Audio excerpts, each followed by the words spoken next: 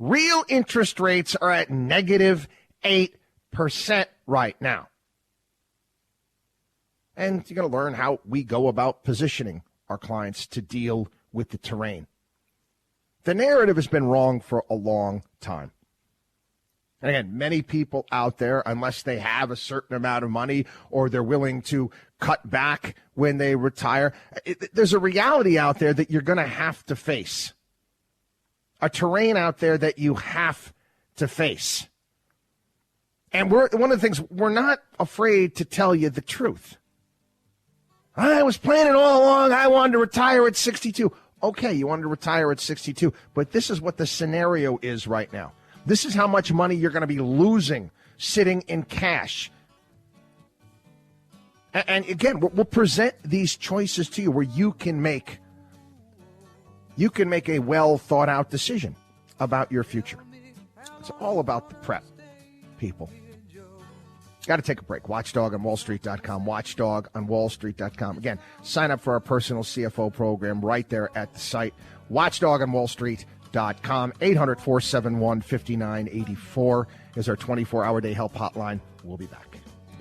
Ventura Highway in the sunshine. Chris Markowski is the Watchdog on Wall Street.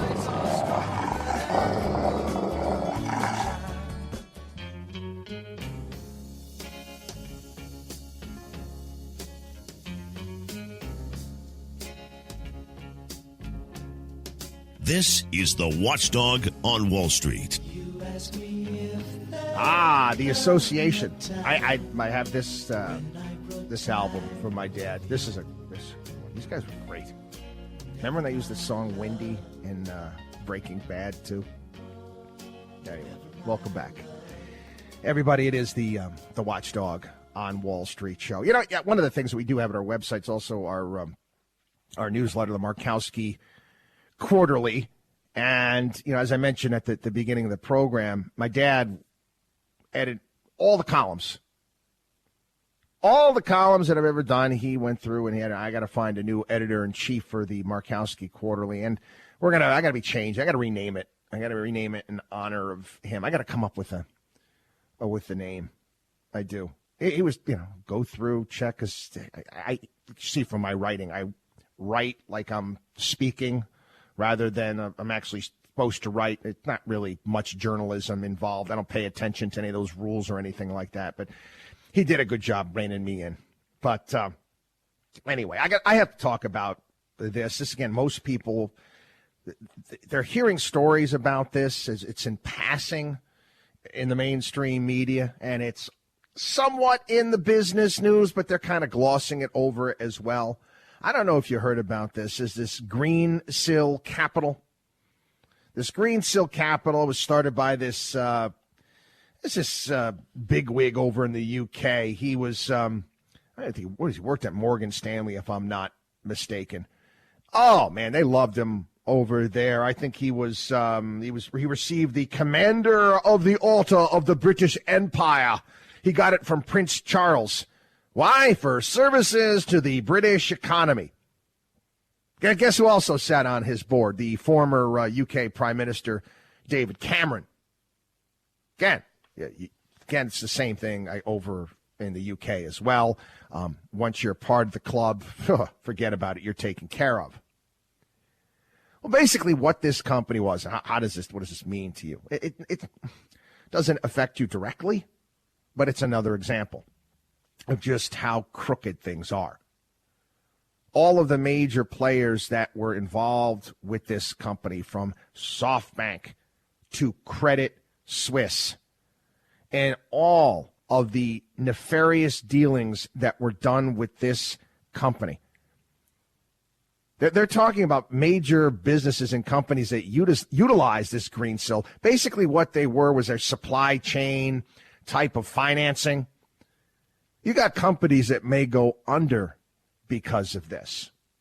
Again, these are supposed to be the smartest people out there. They tell you that again and again and again.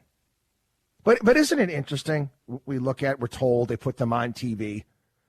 They put them on TV. They go, oh, look, this is Harvard, and they went to Harvard, got his Harvard Business School, and he went to Princeton, and he got a Nobel Prize. Yeah. Do you remember long-term capital management?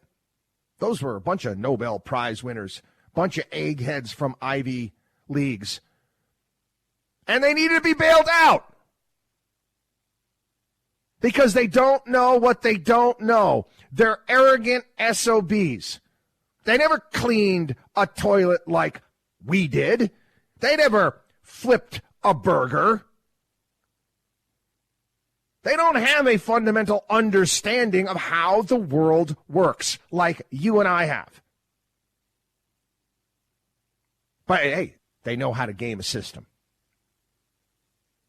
They know how to game a system. That's one of the problems we have with our country today. Later on in the program, we're gonna talk about China again today and where we are in the world in regards to them. We've got to be more of a country rather than creating assets out of thin air and moving them from one end of the room to the other. And that's what we're doing. So, Credit Suisse, they just paid another $600 million to settle more cases in regards to pushing out garbage mortgage securities to your pension funds. Yes. Creating securities that they knew were absolute dog poop and then some. But that's okay. That's okay. We're making money putting them together. We're going to make money selling them. And we're going to also make money when they go down. Do you understand what type of sociopath you have to be to craft these things and put these things together? But again, don't blame Credit Suisse. And I've explained this time and time again here on the program. Credit Suisse is a logo and a tax ID number. Logos and tax ID numbers can't steal. People do. People do. And it's a fundamental problem that we have. There's too many damn people that have ethical bypasses at birth that are in positions of power. They do not have that moral center, that grounding, the difference between what is right and what is wrong. No. It's all about the bottom line. And they use that as an excuse in their mind to do these horrible, horrible things. We're increasing shareholder value. You're stealing from people. How does that jibe with the underlying health of the country over the long term? Now, there's no sort of long-term thinking. They don't believe in any of that. I told you this before when I used to go into the city.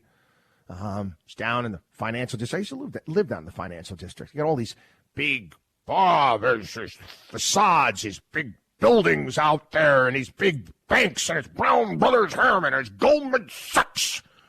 They're American flags flying out the side of their buildings. They don't give a damn. They don't give a damn about the United States. They don't. They never have. They never have. It's just about them. And again, life's about choices, okay?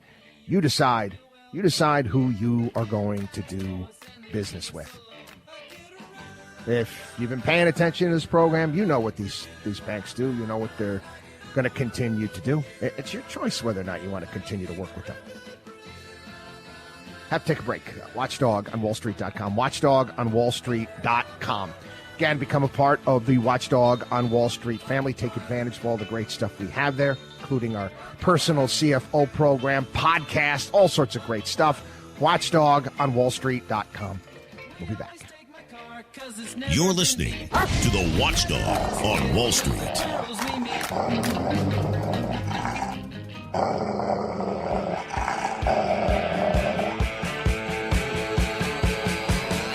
Well-known author, investment banker, consumer advocate, analyst, trader. Chris Markowski is the Watchdog on Wall Street. You want answers? exposing the lies and myths that the big brokerage firms, the mainstream press, and the government are pushing to keep Americans away from financial freedom. You can't handle the truth. Bringing America the truth about what really happens in the financial world. Ladies and gentlemen, we're not here to indulge in fantasy, but in political and economic reality. This is the Watchdog on Wall Street. All right, welcome, everybody. Welcome back. It is the one, the only, the Watchdog on Wall Street show. Again, thank you. Thank you. And messages coming in on a constant basis means the world to me. And yes, I'm going to share them with my mother, obviously my brothers as well. And believe it or not, it does help. It really does. Anyway, I been doing this show now for over 20 years. Not once. All the shows. Even when I was doing daily shows, 3-hour-a-day daily shows for years, podcasts. Never, ever, ever do we give buy, sell, and hold recommendations. I'm going to go back to that's when I started. I started the show. That's what they wanted me to do. High energy, buy, sell, and hold. I'm not doing that. It's wrong. I do a few television appearances over the course of the week to talk about issues of the day, things that I feel important. I get invited all the time on the big networks, the big business programs. Every single time, Chris has got to give us some of his top picks for right now. No, I'm not going on. I'm not interested. Why? Why am I going to share? I'm going to share that with the entire world. First and foremost, it's ridiculous. A buy for you may not be a buy for their next door neighbor. And secondly, why would I go telling you, okay, what we're buying? So then you can go out and buy it and make the stock price higher so I can get it for a more expensive price for my clients? If I'm buying a company, if I'd like a company, we're putting a company in a portfolio. We're doing something. We're following a certain trend. We're buying an ETF. It doesn't make any difference. I don't want the thing to go up.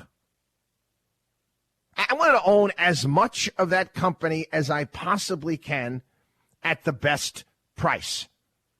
Because what the company does over the next 3 months, 6 months, a year, doesn't matter. It's what it does over the long term. You want to buy things that are fundamentally solid. You want to buy them below their intrinsic value. But anyway, why do I bring this up? Well, I get off on a tangent. The things that we talk about here on the program are the bigger issues of the day. I'm going to call it more of macroeconomic things. This is not an economics class by any stretch of the imagination. I don't want you to hit your head on the steering wheel and get yourself into an accident and put you to sleep and be drool all over your steering wheel. No. I'm not interested in that. No, we're talking about what's important for this country. But again, we talk about it in terms of, not to scare you, but this is what we're dealing with. This is what we're dealing with, and based upon this information, this is how we position ourselves. Now, a story came out this past week. Again, sad. It got no attention. Zip, zero, zilch, nada. Nowhere did they talk about the fact that the United States of America, that's right, USA, America. We're all about freedom. Oh, really? Are we? Do you know that right now we are ranked 20th? That's right, 20th in the world. 20th in the world when it comes to economic freedom. That's right, 20th. Back in 2008, this is when, George W. Bush was doing whatever Nancy told him to do. Yes, Nancy, whatever you like. And they're handing out these ridiculous checks to people. Oh, that helped. Oh, boy, that really stopped the whole fight. Oh, yeah, I'll send everybody a check. It's a joke. is what it was. Guess what? We're doing the same thing again. When that was taking place, they put out the Index of Economic Freedom, and at that point in time, we were fifth. And I wrote a column about this because that pissed me off. When we were fifth in the world,